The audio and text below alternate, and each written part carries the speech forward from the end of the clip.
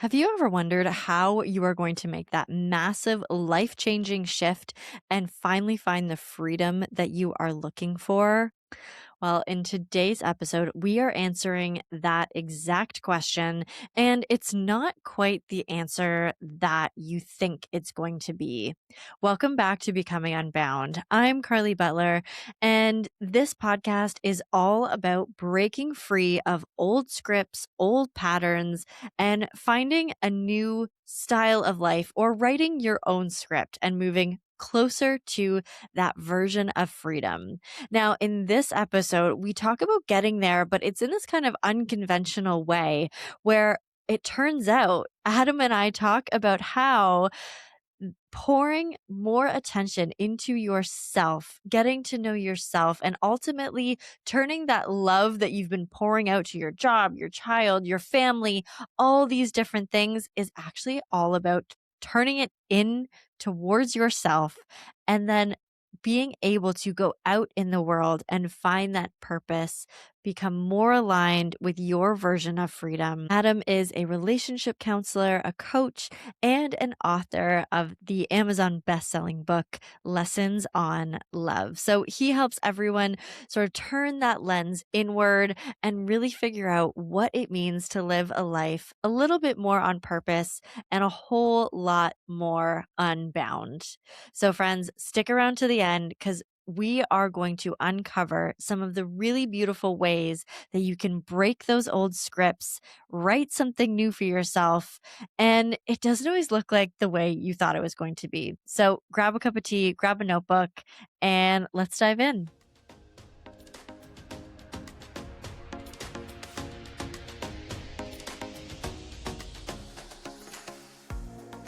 All right. Adam, welcome to the podcast. So happy to have you. Tell everyone where you're from. It's so cool. Or where you're living, actually, right now. Well, right now, I am living in Bali, Indonesia. I from I kind of like to say the world because I was born in Canada, raised in the Philippines. I'm half Venezuelan, and well, now I live in Bali. So a creature of this earth. Wow.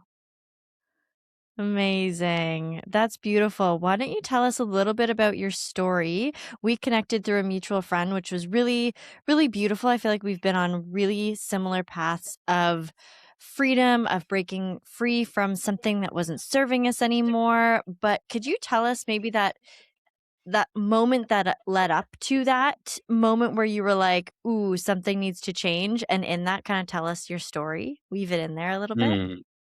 Yeah, for sure. So um, my story begins in an interesting place. It actually began in the Amazon jungle, and I had been living there for about 3 years. And I had been studying with traditional medicine people there. And my intention was to, be in this apprenticeship for 10, 20 years. And that was my life path. That was the vision. Uh, Little unconventional, but that yet in that place, there was this deep inner knowing 3 years into my apprenticeship. There was this disconnection with my heart. There was like this inner whisper knowing that, this isn't my path. And anyone that is going down a path and you like the certainty. The brain loves the certainty, and it's thinking, oh yes, I know this is where I need to go, and it can hold on to the known. But when I knew it wasn't my path, there was this and I actually stayed in it for a whole extra year because I had no idea, where to go. And I think many of us face that, right? We know that what we're doing is not right for us, yet at the same time, we don't know what the next step is, so we end up staying still. So eventually, I call it like the war between my head and my heart. But eventually, my heart won, and it said, "Just take the leap," right? And so I took the leap. I went, I went actually, I went this unconventional. I started off unconventional, but my heart was calling me to a more conventional route. So I went back to Mm. school, I studied psychology, and that sort of kind of opened up the trajectory of what I do now is in coaching and counseling. So. Wow, I think that's so beautiful that and I like that you point out that you went from very unconventional to more conventional. And I think when I think about breaking free from something, I often think that I have to go more conventional or sorry, the reverse of that. You have to go more unconventional because you want to break the mold and all these kinds of things. But I think we can either way we can get trapped in these scripts of what Mm. our life is supposed to be, which sounds like you were, doing this kind of I don't know what you would call it, but like, fulfilling this unconventional thing, possibly because the script and the identity that you had been in and been a part of and created was like the script of being unconventional. 100%. And I think ultimately, we have to break all the scripts, right? And to be really free is just to be completely alive to what's in front of us. And to be completely present to what is being called of us, because we are all called in our own unique, beautiful way.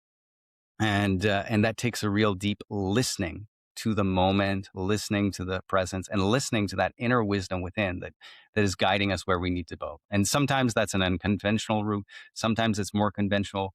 And it might change back and forth, right? So it's really just being aware to what's alive right now. Yeah, that presence piece of like, what is my next step forward? And it doesn't Mhm. always look like what you thought it was going to look like. So once you went to the more conventional route, how did that moment where you were, or there's obviously probably many moments in there, but what did that freedom feel like? Or did you know that you were going to a more freer version of yourself as you were breaking through that script of unconventionality that you were breaking out of? Well, honestly, the freedom was like it was the beginning was pretty messy.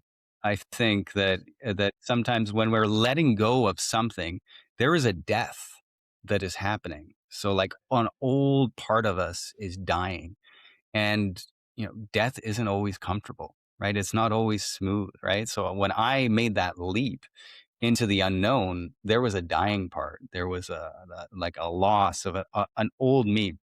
In they call this in different ancient traditions the oh, what is it? The liminal space.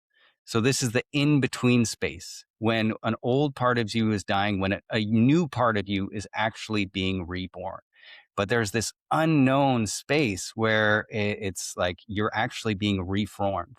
So for me, in that liminal space, it was actually kind of um, uh, a little agonizing at times because I didn't fully know, well, what is being called, right? And we have to be in that listening, right? And sometimes the mind wants to grab to something really quick. It wants to grab to the easiest script that it can hold on to. And a lot of times these are the scripts from society. These are scripts Mhm. from, our upbringing. And we're grabbing onto these identities because we're looking for who am I in these moments. And what we really need to do is um, comes back down to that, not looking outward, but looking inward and coming within. So for me, it was definitely some reaching out and then ultimately coming back to in, but messy in the process. Yeah. Beautiful. And what type of support? Like I'm wondering what type of support you needed during that time. When you say go inwards and kind of let go of the scripts that our bodies and minds like to grab onto for a sense of control and a sense of like an answer, because answers feel good when you figure that out.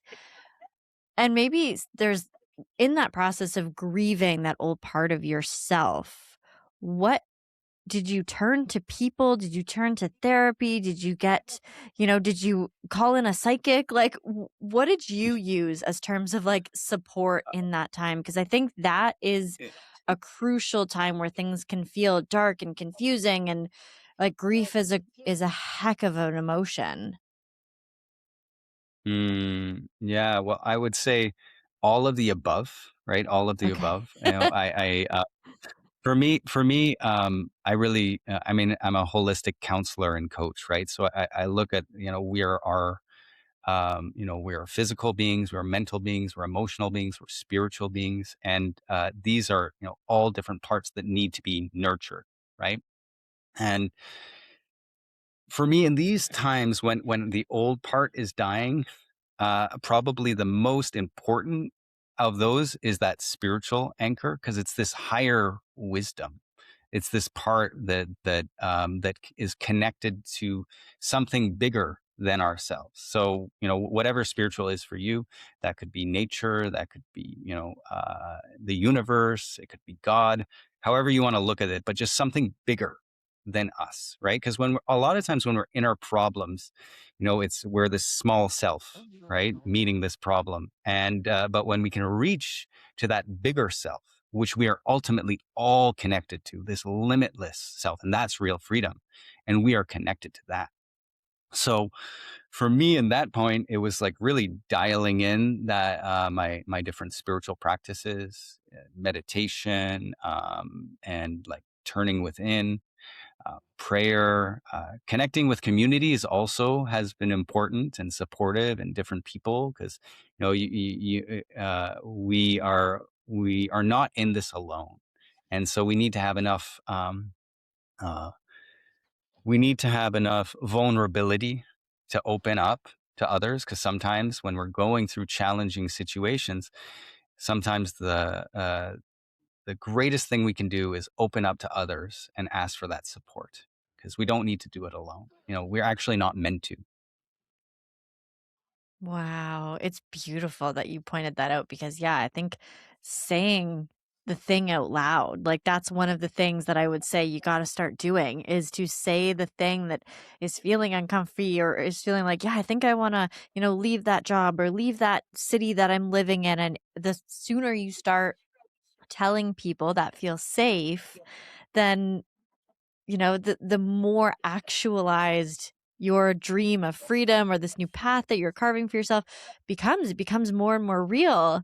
And one thing that I really loved that you pointed out is that like the higher, greater self. And I was smiling when you said that because for me, that was my first like bigger than myself vision. And I always had like a spiritual sort of connection to the universe. But when I really started to connect it to something bigger than myself, it was just having visions of my like higher self. And now I might call that God. That's the path that I've gone through.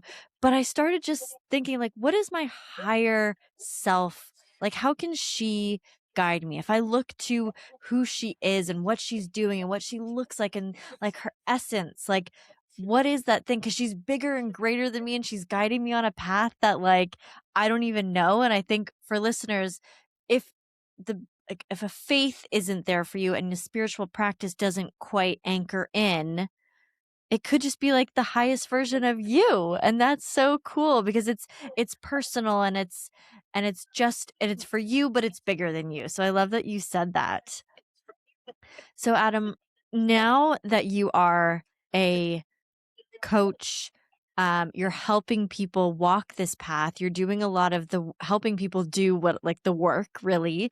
Um, Is there like a place that someone could start to look if they are sensing these little whispers and these like nudges from their heartstrings that are like, okay, I need to go and do something else? You mentioned like getting quiet. What are some of the Hmm. strategies that you would recommend for your clients or things that you went through in that time? Yeah. So there are two things I like to recommend for that inner listening because each and every one of us are endowed with a human gift, and this is a special gift that we each all had, and that's our conscience, right? That's this inner wisdom, this knowing within us what's right, what's wrong, what's going to guide me forward. It's our inner wisdom, it's our intuition, and it's connected to that higher self that you were talking about, that we're talking about, right? It's the part of you that knows what's best for you. So this inner wisdom, your conscience, we need to develop, like anything, a relationship with it. And how do you develop any relationship with anyone? Is, taking quality time, right? How can you take quality Yeah. time with this other person, with your conscience? So getting still, tuning in, and I recommend journaling and I recommend meditation. So, journaling and meditation, these are really great ways to tune in with that inner self. So, um, we'll start with meditation. Now, meditation, it doesn't mean that, you need to sit down and be a monk for, for sit down for an hour, but just really tuning in with your breath, right? The breath is this anchor to, coming into this beautiful present moment. So, coming into your breath, I recommend, if you haven't meditated at all in your life, just sit for 1 minute. Just give yourself that 1 minute every single day and work your way up. But, creating that sacred space to tune in with your higher self, and giving yourself that time and that space. Um, there's also lots of apps out there to do it you can just kind of look for extra support. um, Insight Timer is one. I'm just going to plug this just in case for our listeners. If you have never started before, but like tuning in with meditation, I couldn't say enough about, pausing and breathing, and the science is unequivocal as well. They've researched that your intuition is heightened. They researched that your focus is better, and you're calmer and more peaceful. And you need to be calm. You need to be peaceful to see what's in front of you, right? To see clearly. So, that's meditation. And the second part that kind of go hand in hand with it is journaling. Because through that calmness, through that peace, we can ask ourselves some pretty poignant questions, like directive questions, like, what is in my highest to do? What is my highest self asking of me in this moment? you know what um you know what habits, ideas, would should I implement that will support this vision? And we can just start to, ask from that calm place, and then we're going to get some really good juicy answers through that. So, meditate, find stillness, um, and journal about it. And also a shortcut, go into nature, because nature's already still and it's already calm. It's like it's already really present. So just be with, our the calmness and the presence in the tree. And there's also lots of science about that too. You spend time in nature, it'll reduce your cortisol levels. It'll make you calmer. It'll make you more focused. So spend time in nature as well. Beautiful recommendations. And I was just sitting here smiling. Oh my God, you said so many things that I want to touch on. Um, but I never thought about the concept of like, how do you get to know someone? That's fantastic. Like, yeah, of course, you get to know someone by sitting down, spending time with them, conversing back and forth, or sitting in some amount of silence with them to see if they're, if your energies flow together. And how on earth would you get to know yourself if you didn't spend time with yourself? Like, it's so obvious, but we don't think about it that way. So I love that. And I love your suggestion of meditation just for 1 minute. And it was a podcast, The Diary of a CEO, and he had a monk come on. I don't remember what the monk's name was, but his suggestion was just meditate for 5 minutes. Like, if you can't do anything else, I guarantee you have 5 minutes a day. Like, just sit for 5 minutes. And that's such a beautiful starting place. And I think if you can afford 5 minutes, then like, you can keep getting better and better and spending more and more time with yourself. Now, I have a Uh, question for uh-huh. those people who are like, okay, first of all, you're telling me things that like I don't feel like I have enough time in my day as it is. And you want to sit for 1 minute and then you want me to journal and then you also want me to get out into nature. What would you say like if someone does kind of like push back on that? Because sometimes like in our modern world of like go go go, rush rush rush, we have the attention span of like it's very hard to keep attention span. We're in short form content all the time. It's rushing to this job, pick the child up from this job, like, or make more money somehow. So you go to a second job. Like, in this kind of place that we're living in, where it is so go, go, go, how do you like convince yourself to do this work and to set this time aside? Like, for those people who are pushing back right now, who are like, listen, Adam, I don't have time to journal. What would you say to them? Mhm. Yeah, I'd say, um,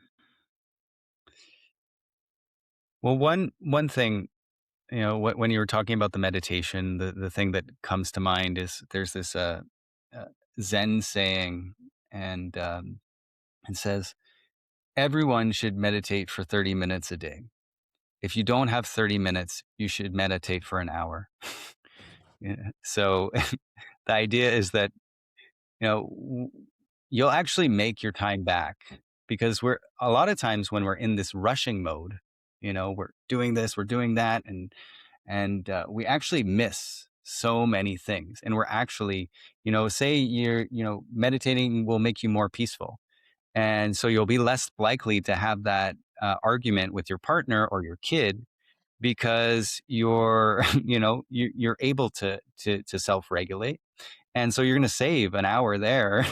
and so there's that. You will actually make the time back, like times, I'd say like times like 100. I'm not like, and I'm not, I don't even, if you look at, you're talking about the diary of the CEO, all high performers practice some form of stillness because they realize that actually they're gaining time. So that's the one thing if we're going to be talking about the time thing. And then, but if we're to look at just, you know, we're looking in the transition and we're talking about developing a relationship, or really, what is it worth to you, right? Like, what is it worth to you to, have a good, healthy relationship with your friend or your significant other or or your child? How important is that to have, right? And all of us will say, yeah, so important. Well, then how important is it to have like a healthy, supportive, loving relationship with yourself?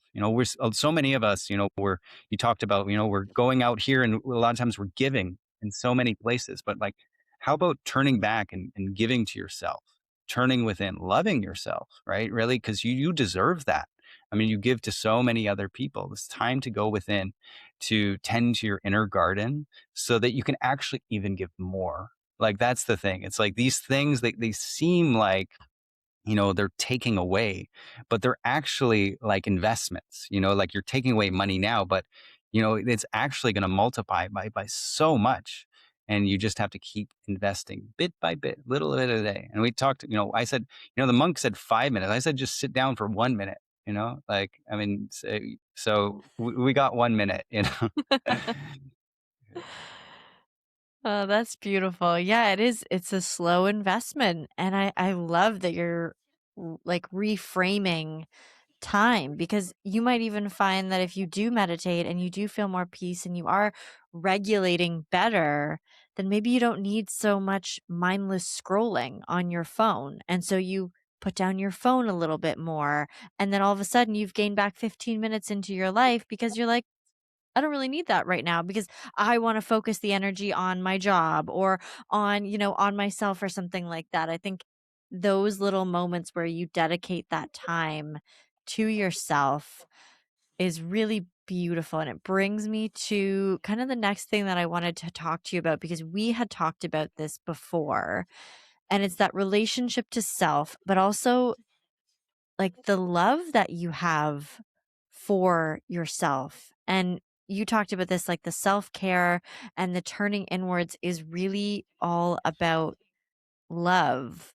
And Can you expand on that a little bit more? I know the listeners weren't there when we first had this conversation, but we talked about love, and I'd been thinking about that since our first chat, and I was like, okay, I really want to circle back to this because you're right. We give out to our job, we give to our kids, we give to our neighbors or our community or to our homes, and yet there's this massive gap that not giving to ourselves. And I'm so curious, like you you've done a lot of work, I feel like, in this space, and I'd love for you to expand on that. Like, what does that self-love really look like from your perspective? Yeah, for me, I look at the self-love as this interconnected whole. Like in my work, I have this thing that I call the 5 pathways to love. And so we have self, we have others, we have our work, we have challenges, and we also have the sacred, which kind of holds it all. But the self, when we take care of the self, like they're in circles and everyone is interconnected, right? So if you forget one, every part of that is going to get impacted. So if you forget yourself,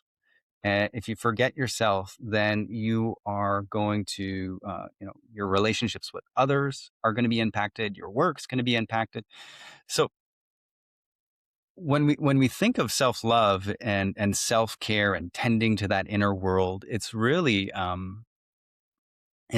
an offering that we can give to others. And I mean, I work with a lot of people that are, they're inspired, they're givers, they're change agents, that they want to make a difference in this world.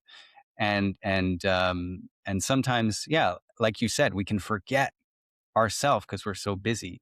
But it's like the old airplane metaphor that um, one of the when there's turbulence, what do? We have to put our airplane mask on first before assisting another, right? And it's the same is true in our world, right? We need to tend to our inner gardens. We need to tend and nurture ourselves so that we're better equipped. And it's just like this giving and this taking. It's like an inhale and an exhale, right? All are important. We bring in this positive energy within so that we can get it out. We bring it in so that we can get it out. Because what do you get when you squeeze a lemon? You get what's inside, right? And the same is true when with us. If we squeeze ourselves with the challenges and the hardships that come our way, we're going to be squeezed and we're going to give what's inside. So if we haven't cultivated love, if we haven't cultivated kindness, if we haven't cultivated that goodness within, we're going to be sour like a lemon, right? But if we work towards, working within, making ourselves a little sweeter, maybe like an orange. So when life squeezes us, when the challenges come our way, we're better able to give that goodness, that sweetness that we've cultivated within.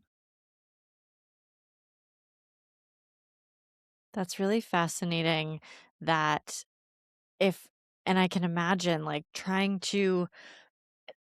and I think it can be really challenging because there are so many demands in our life these days that feel like it is out of control. Like we are all of a sudden not in control of who we are, and we've kind of lost sight of what we are and who what we're here to do and who we're here to serve.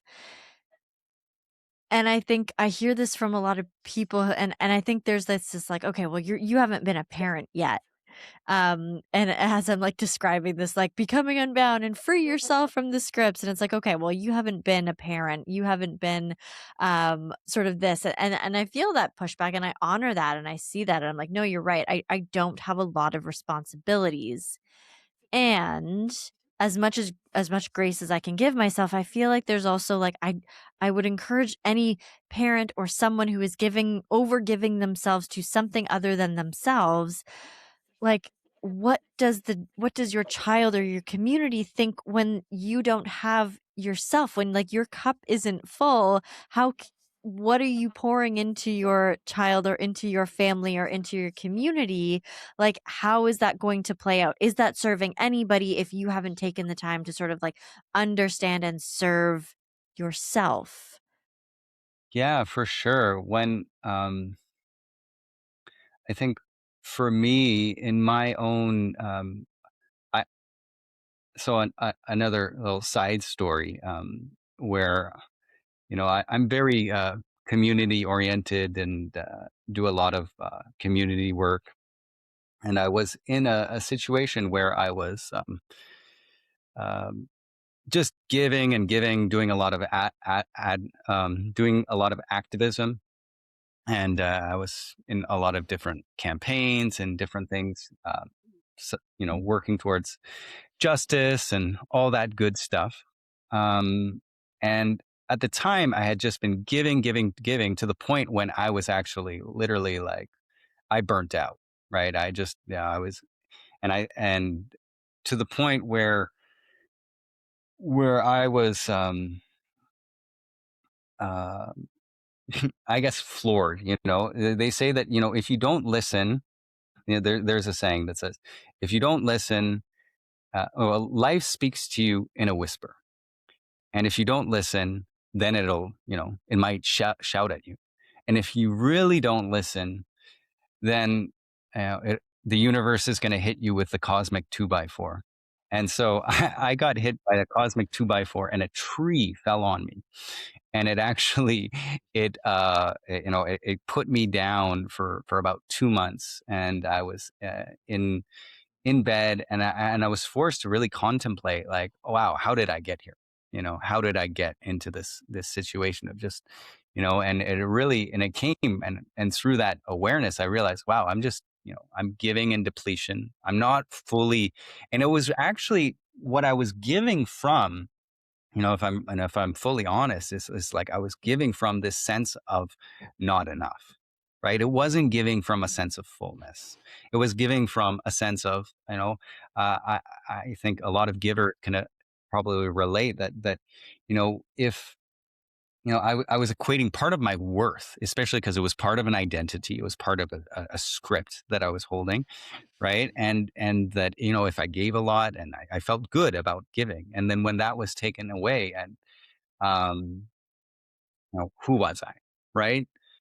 So for me, when I was floored in that place, and I started thinking, well, what what do I really need to do to support my inner world, right? And I started actually getting more aligned, right? I started getting more aligned with my purpose. I started getting more aligned with what was alive to me. And I realized that some of my giving wasn't actually, coming from my place of the heart. It was actually coming from a place of the social media, what people would think about me, but it wasn't my truth, right? It wasn't what I needed to do. All right. And so, for me, uh, that is really about, when we nurture ourselves, and when I nurtured myself, when I brought myself that love, it put me more in tune with my purpose. And so when I'm working with clients and helping them uh, get in touch, is like really like, and I work with parents. I'm a parent myself, right? So I know that, like, we actually do have to give more of ourselves, right? We have to let go of like what I want so many times. And that's like just part of being a parent. There's what I want, and then there's what has to happen right now. And that's taking care of this child and supporting them in certain ways. And so uh, when I'm working with parents or others, right, it's like, one, helping them like nurture themselves so that they can give more, right? And realizing that, I even had a parent come to me, and they came to me to develop a better relationship with their son, right? And there was a lot of conflict with the son. They were getting into fights a lot. It was a preteen, so there was a lot of like kind of that. So they came to me with this initial challenge, right? But how do we go to support that initial challenge of the conflict outside? Well, one, there was a conflict inside. So she had to work actually within herself to find more peace, to find more love. And she realized that so much of the stuff that she was actually projecting, there's so much of the stuff that she was putting on her son, it was actually projections of things that she was feeling inside. So there's that lemon metaphor again, right? That I shared. And so really we want to, we want to nurture that love within so that we can give it without, right? That's really just how it goes, and when we do that, everything we do, we're talking about purpose. Your purpose becomes more clear because you're more authentic. You're more true to who you are, and you're doing what your soul is asking you to do rather than what you should do or what your ego is telling you to do. Because I'm really all about like your inner wisdom, your soul, your higher self. It knows the way, and it is always going to instruct you to something that is going to be life supportive, right? And that's not just for you. It's for everyone, right? And a lot of times, sometimes people like, well, my soul is telling me that I need to, like, I don't know, you know, be a TikTok influencer. Maybe that is what your soul is telling you to, but a lot of times it's just the social mirror that is telling you what you think you should do. So a lot of times people, even in this, when they're in a life transition, they're going to do what they have been programmed to do. Because since we were children, we have been programmed by society to think a certain way. We have these scripts that we started talking about, right? There are these scripts. And, before it was, get a good job, make a fine, make, uh,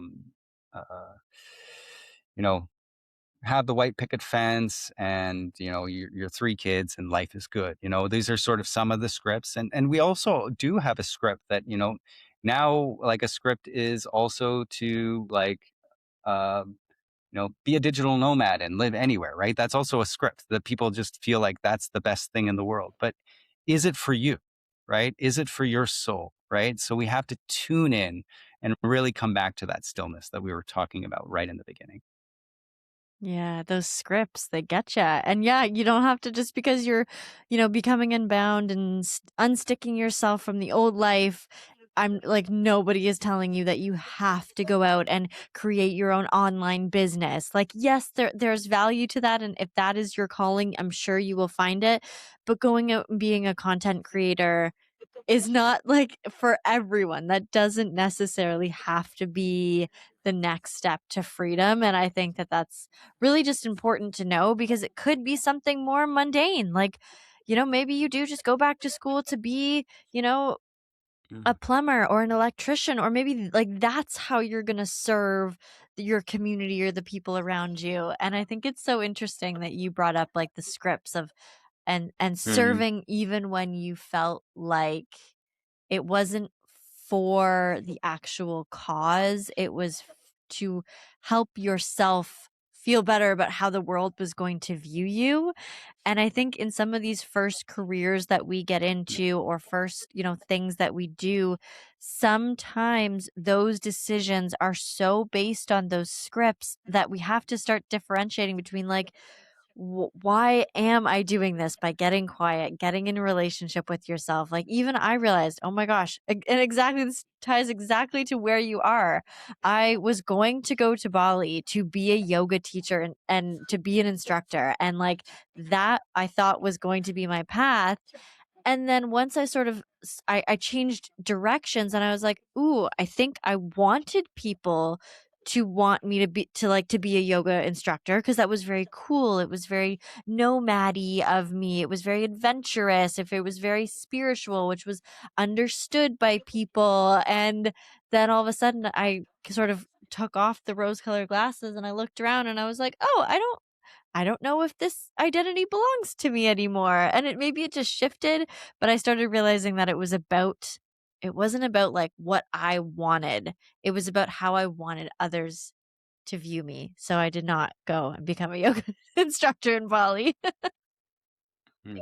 So Adam, I ask everyone on the podcast what your version of freedom is, and there's always so many beautiful, wild, different answers. So I'm curious, what is your version of freedom in this new path that you have chosen for yourself? Mm.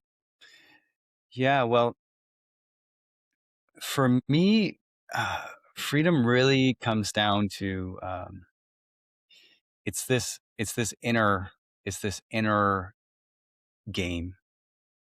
When I think of real freedom, I think of people like Nelson Mandela.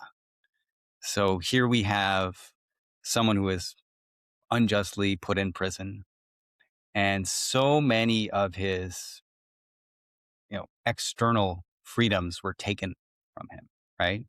And here he is also in the face of racism, in the face of hatred, in the face of all this negativity, making the decision and choosing to love, choosing to forgive, choosing to be peaceful, despite the external circumstances.